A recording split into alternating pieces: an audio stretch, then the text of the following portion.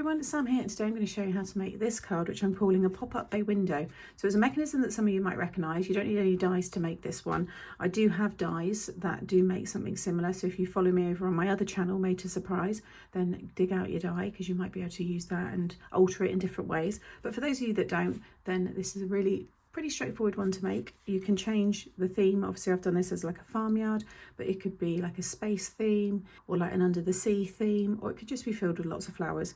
The aperture on the front's completely optional. You don't have to have it already looking into the card, but basically when you open it up you have the bay window that pops up. So like I said, some of you might recognize this mechanism. You can see how it all folds flat. It does go into an envelope and you display it like so. Isn't it lovely? Really, really fun. Like I said, pretty straightforward. You don't need any dies to do this one. I do cut it all by hand. So let's get started and I'll show you how to make it. So I'm using, this is from an older collection of mine. It's the tails and tops and tops and tails, all your different farm animals. You've got your matching sentiments or coordinating sentiments, and then there was a die set as well, which is wonderful. I really do enjoy using this one. So I've created all of my characters and all the bits I want I've got there. I've also used the wooden fence. It just created a nice wood grain background. And then the papers, I have gone for, this was an occasions background set, and I've gone for this one here. On that one, that was from a woodland, that was the woodland collection I did a while ago. But any of the products that I use, as always, if they're available, I'll link them below. So I've already prepared my card blanks. This will go in a 6x6 card blank. I'll talk you through that in a second. For the mechanism, you want to cut yourself a piece of 5 3/4 by 11. So I've scaled it so that you can use your letter size paper or your A4. And along the 11-inch side, you're going to score at 1/2 inch, 5 3/4, 6 3/4, 9 3/4 and 10 3/4. So you'll have a 1/4 inch tab here. Rotate it so the 1/2 inch tab that's here is at the top, and you're going to score at 2 3 3/4 down to the second score line. So you're going to go past your 1/2 inch one here and down to the second one. So first at 2 inches and then at 3 3/4. Then rotate it all the way around so your 1/4 inch tabs at the top, and this time you're going to score just to the first score line, so just that tiny little area there, 1/4 inch. You're going to do that at 1 3/4 and at 4. And just hold it up there. You can just see the two little markers there, and then again you can see the two main score lines there. Then I've got this piece which is going to go as the background behind the pop-up bay. So in here, it's this bit in here.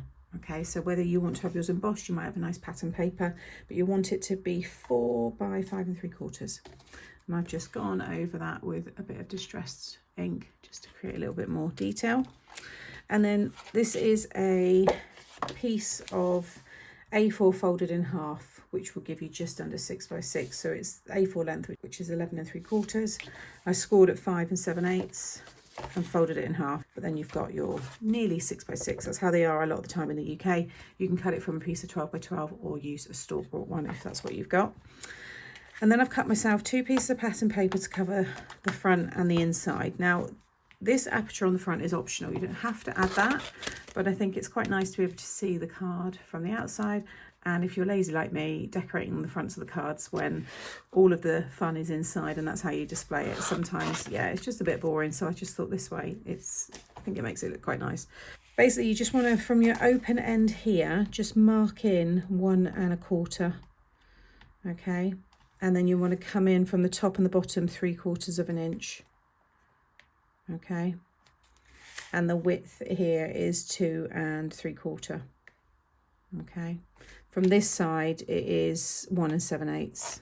And then you want to just create that rectangle and cut it out. Now, I've already stuck the paper down because it's just easier then to cut through everything. I'm going to use my trimmer, but you could use your cutting knife. You could make a hole in the middle and then just use your scissors. There's a few ways that you can do this. I'm just going to line up my pencil line here and then look at the side of my blade, and then I can just cut right the way down. And it should go through. If not, I can always go back over. Now that's cut through fine.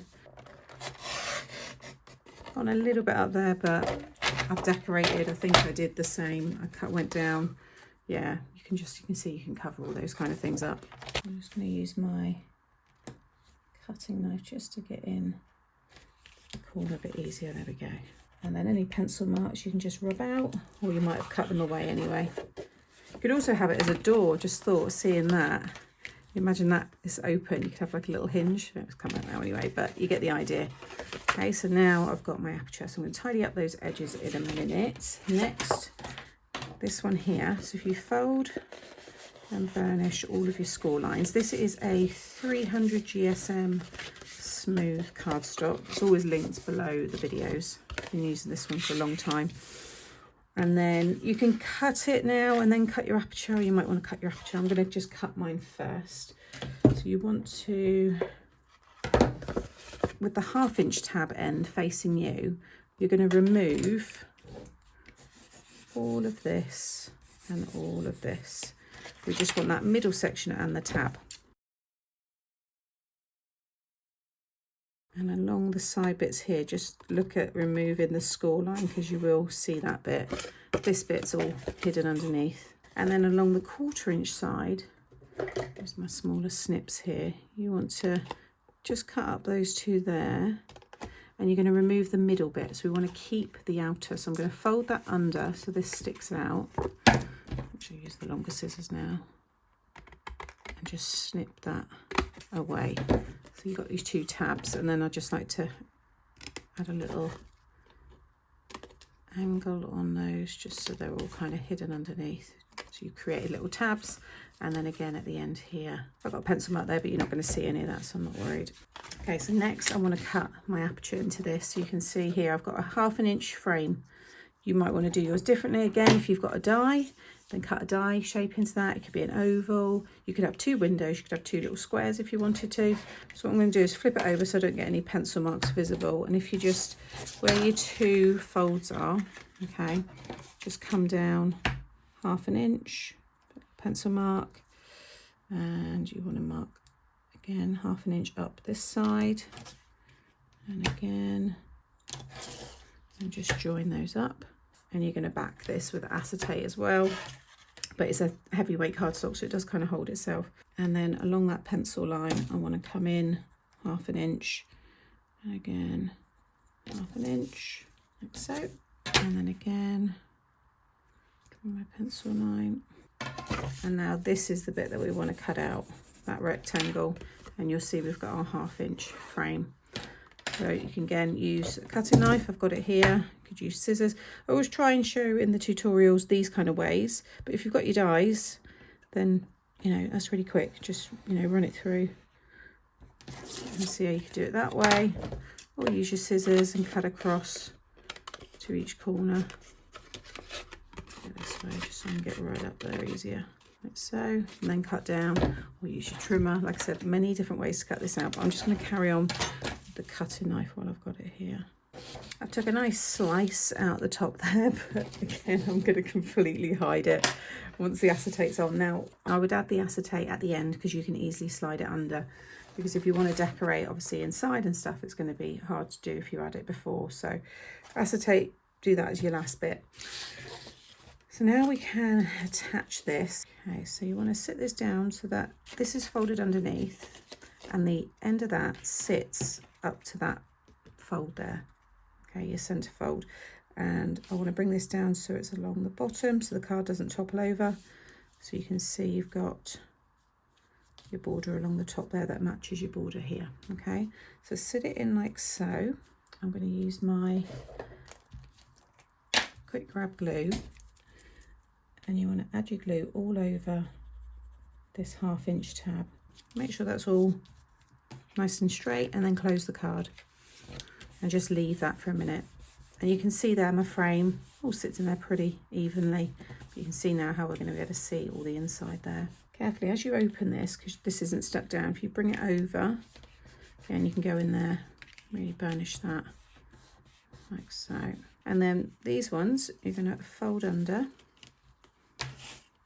Again, add the glue. So you might want to stick these down first and then the tab. I do both, to be honest. And then you want to close the card. Make sure they're folded under, but close the card. And can you see? Just make sure both of those are folded under.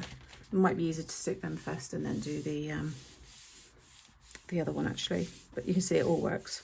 And like I said, I've got a couple of these styles, different ones on the channel, so you can always look at the process of sticking them in as well, or add them all into the same playlist. And once you're happy everything is stuck down, open it up and you've got your pop-up bay. It's as easy as that. It really is a fun style, and it will all just fold down flat. Now to stick this one in, because we need this mechanism to still be able to move, but when it's open you can slide that in. You might have to trim, yeah, I'm going to just slightly trim the sides, just a little bit. Take a little bit off until you can slide that in nicely, like that, and it lays completely flat.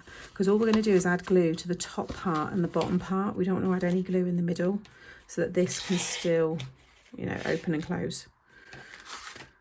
So I think I'm going to use, yeah, I'm going to use the quick grab glue, just so I can get it right up to the edges.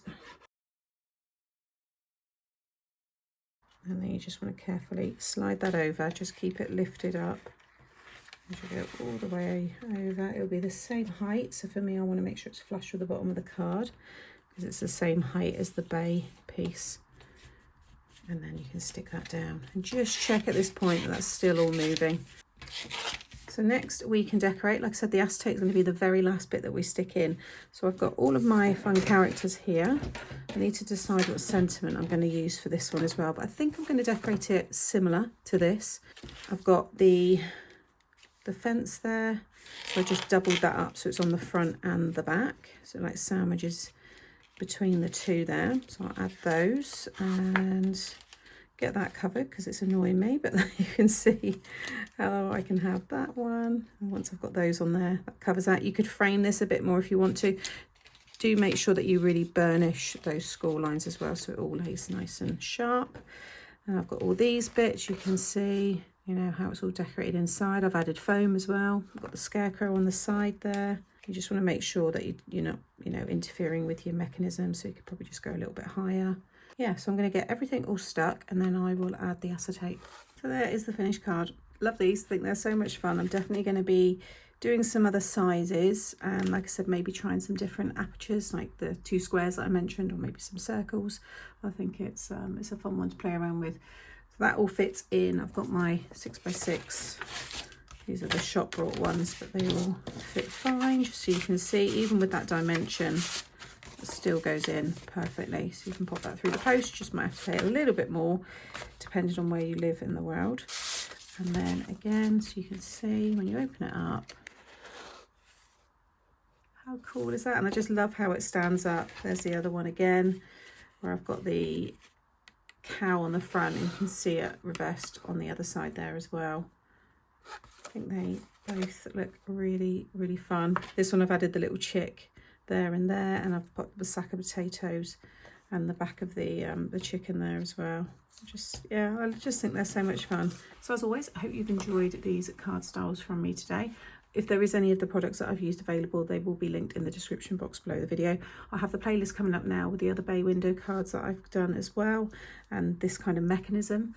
And as always, if you've enjoyed it, give me a thumbs up because it does help out the channel. Drop me a comment because I enjoy reading them, and make sure you subscribe so you don't miss out on any future videos. Take care, and I'll see you in the next one. Bye.